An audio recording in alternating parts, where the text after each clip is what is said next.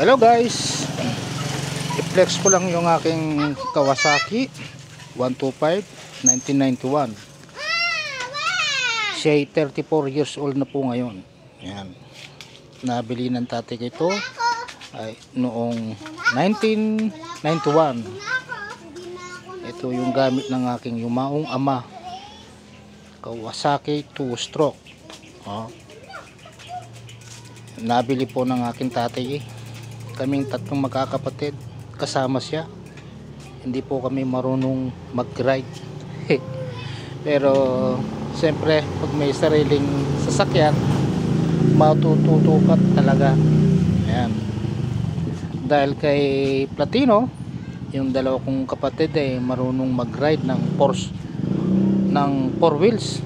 Actually yung twin brother ko, bus driver na po siya. Ito yung stepstone na unang ni-ride niya, si Platino. Actually si Platino hindi na po siya contact points. Yan ay converted conversion CDI, original CDI. Yan po si Brusco. Pinangalan ko na po siya Brusco. And dahil hindi na po siya Platino, ito po yung year na binili ng tatay ko, August 8, 1991. Ayan, yun ang kanyang CR. Laminate ko sa kalumaan, talaga nasisira, nabiyak na sa gitna, kaya naisipan kong ipalaminate.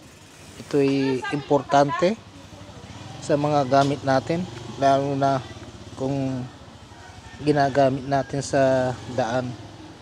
Ayan. Yan ang aming 34 years old na Kawasaki 125.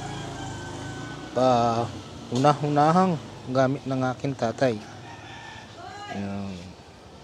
Kung hindi lang po kami masinop sa mga gamit niya, maaari ito'y wala na. Ayan. Yan ang aming Kawasaki 125. Alright. Hanggang dito na lamang po ang aking binahagi sa mga subscriber ko. Yung Kawasaki 2-stroke. Kung hindi lang po matitibay talaga 2-stroke, maaari ito'y wala na, lasaw na, maaari wala na po sa aming paningin. Hanggang sa muli,